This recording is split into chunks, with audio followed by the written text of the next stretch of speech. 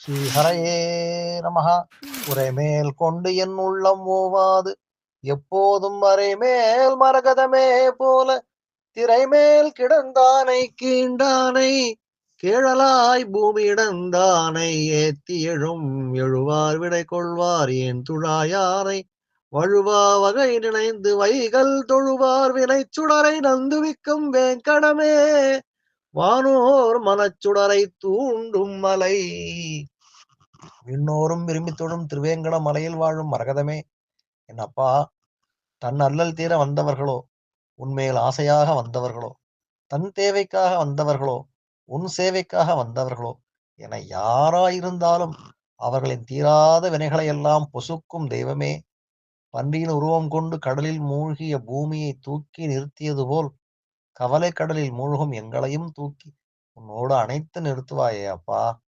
உன் அடியார்களின் அருளிச் செயல்கள் சொல்லும் உன் புகழை என் உள்ளம் எப்போதும் பாடியபடியே வேறெந்த கவலையும் அணுகாமல் வைப்பாயே அப்பா. கல்யாண ஸ்ரீனிவாச பெருமாளே, ஹரே ராம ராம ராம ஹரே ஹரே, ஹரே கிருஷ்ண கிருஷ்ண கிருஷ்ண ஹரே ஹரே.